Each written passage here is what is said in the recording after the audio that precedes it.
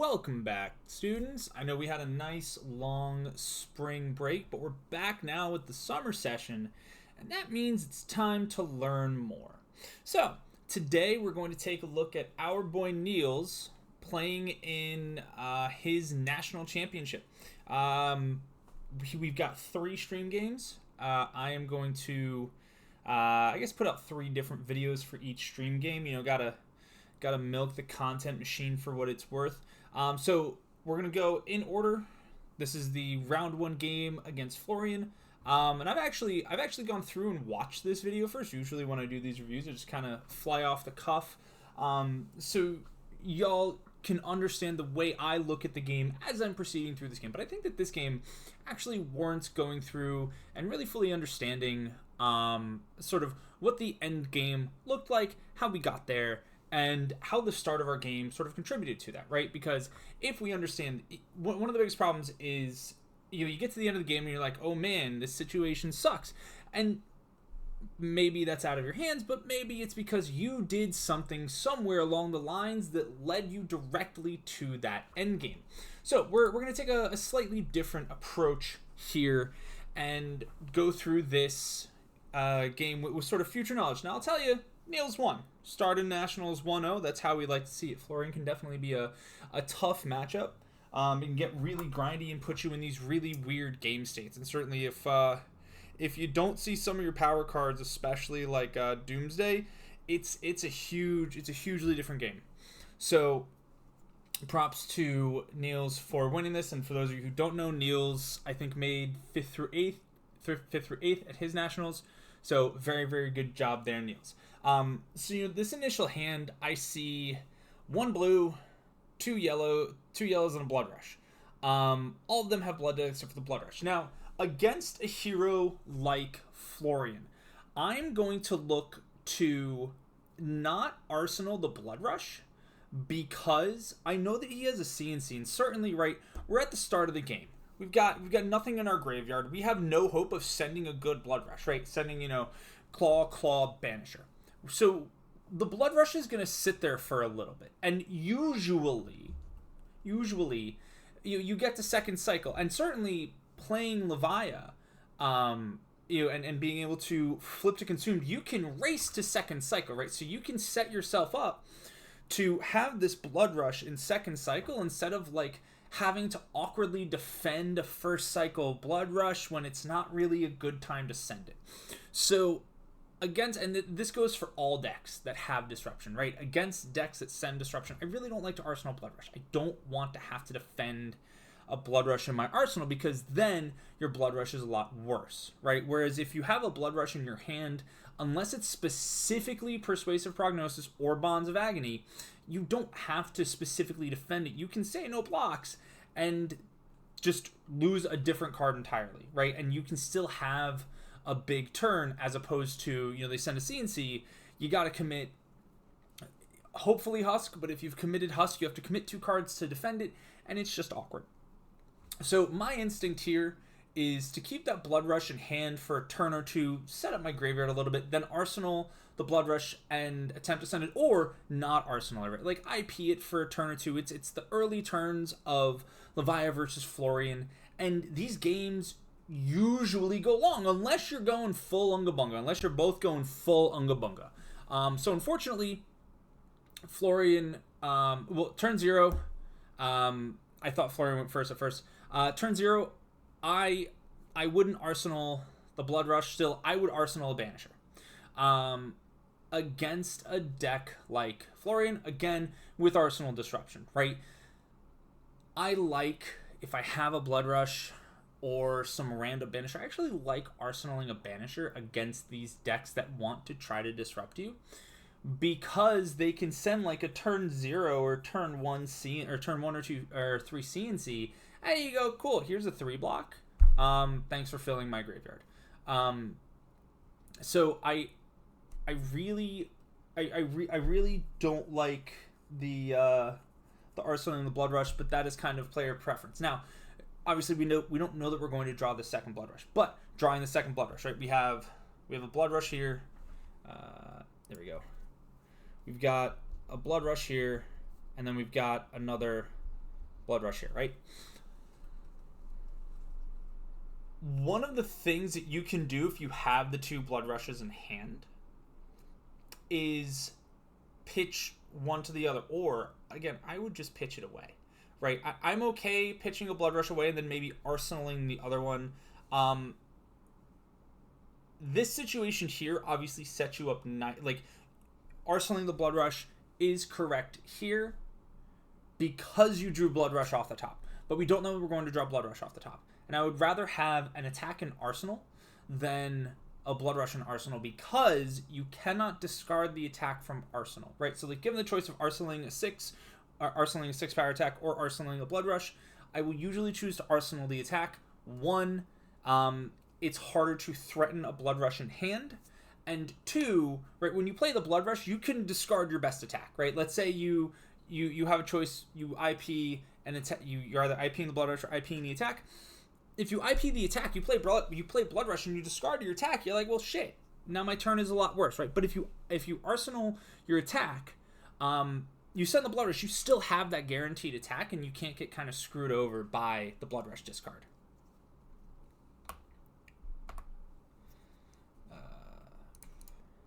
So those are my takes on that. Now here, even I would still, again, this game does not end quickly. I would still pitch a Blood Rush, right? Just block with a couple cards. I would AB with the Blood Rush in hand, right? Again, setting that up for second cycle because again, these games don't go all that long. The games usually go pretty long. Sorry, it's not that they don't go all that long. They usually go pretty long, right? So we have time, right? All he's doing is sending Reaping Blade. Like, who cares? Feel free to just send your own Reaping Blade back and just kind of build your graveyard, right? Because what we're going to see here, as you send as Niels rather sends the double Blood Rush, we put ourselves in this position where, sure, we get Blood Rush into Claw and Swing, right? So we pitched a yellow. Now, unless that's a red Dread Screamer, but I thought from early on, and it is kind of difficult to see some of the colors here. I thought that was a blue Dread, though I don't remember if Niels was on blue Dreads. I mean, it looks pretty blue to me. So I don't know why we pitched the yellow unless that was a red. I guess I assume it's a red. So we pitch a yellow, right? We only have one resource available. And then we go, okay, cool. Draw 2. I lost a red. That's fine. And our hand now has... That really looks blue. Our hand, as it stands right now, doesn't do anything. Right, so we're forced to, again, send the Blood Rush, right? Whereas if you pitch the Blood Rush, sure, your hand doesn't really do anything, but you still have your power cards. And that's really important for the longer game into Florian, right? It's very, very important in that longer game to be able to, in the mid to late game, say, look at this, I still have a lot of power. And certainly when they send the Reaping Blade AB with the Blood Rush in hand, block with the Red Hungering, over pitch for Claw Pass, right? You're fine cycling all of that, or you can even overblock on the Reaping Blade, which probably isn't a very good idea, but you can do that just to get your graveyard, because you're not under the gun in this matchup for the most part. And in fact, if you don't really attack into Florian, he can have trouble converting his whole hand, and you might put him in a position where he's like gotta play out some random cards for like half value or a third value just so he doesn't IP, or you make him IP. Plus you save your power cards for later in the game. So we send the other Blood Rush, we discard one of the 3 reds in our hand, which is unfortunate. And we are fortunate enough to draw a blue. So here our hand is blue, Agile Windup. I think that's a blue. I hope that's a blue. Agile Windup, Oh no, it's Boneyard, Agile Windup. I can't tell what that third card is, and the Red Dread that was masquerading as a blue. I think that's a swing big. We don't really have a lot of resources, but because we've committed the double Blood Rush, we're forced into sending, admittedly, 17 damage. But you're sending 17 damage off 2 Blood Rushes when we really look to send 18 off 1, right? So you're losing 19 points of value. Because 2 Blood Rushes got you 17 value, where we usually want 2 Blood Rushes to get 36 value, right? 18 value. Or have 36 value, 18 value turns, right? So they get you 6 value. Each of these Blood Rushes only got you 4 value, right? So if we look at it from just the value of each Blood Rush, you got a total of 8 value off 2 Blood Rushes when we're really looking for 12 value off 2 Blood Rushes.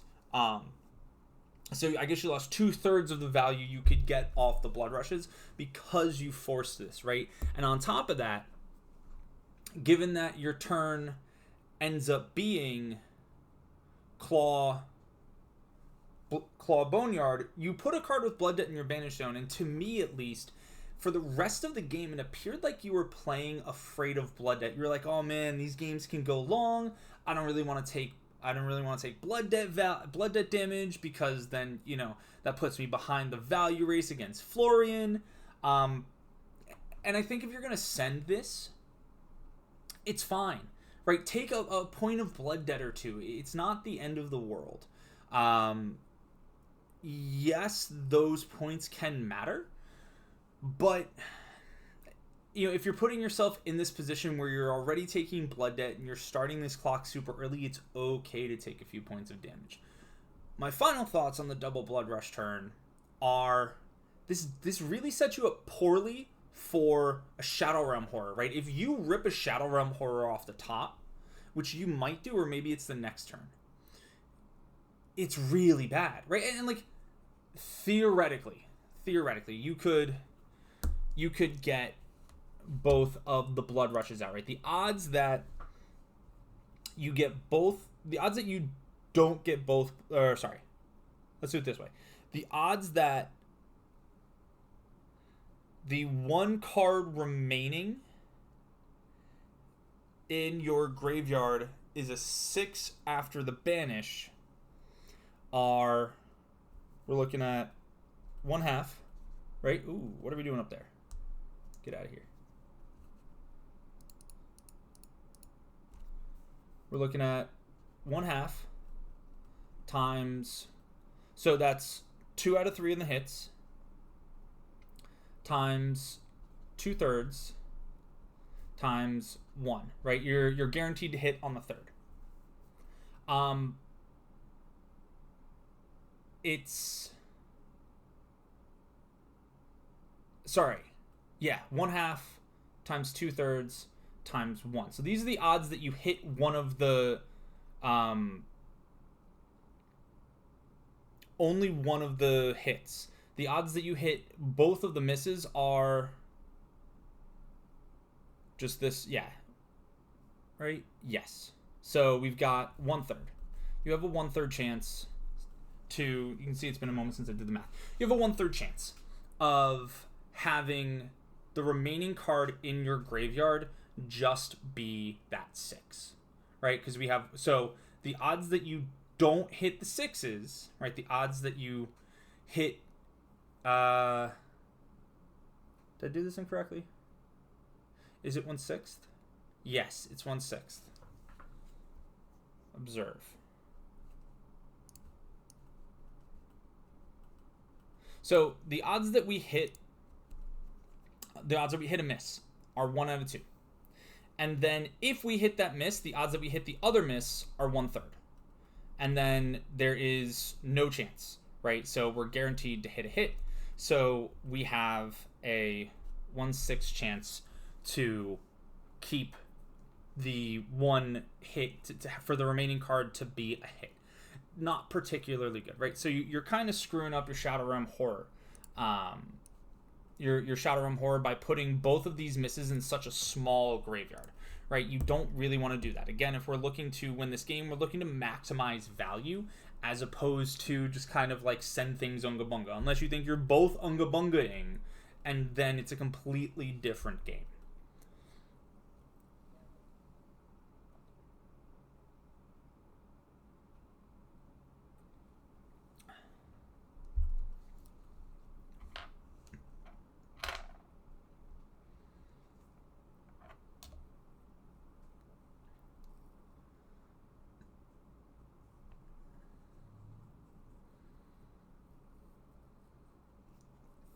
And now, because you sent that double Blood Rush turn, your graveyard's super lean, and you drew another Banisher. Right, so instead of just doing a bunch of blocking and building a huge graveyard, sure, you're sending an Endless Maw for 9, which is a great 2-card play, better than your opponent's 2-card play, but you have no graveyard.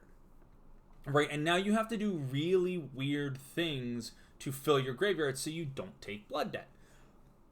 Whereas, right, if we take a little bit more time, we just block a little bit more, send a couple nothing burgers back and forth, you're in a much better position to control your fate as opposed to feeling under the gun of you satisfying Blood Debt.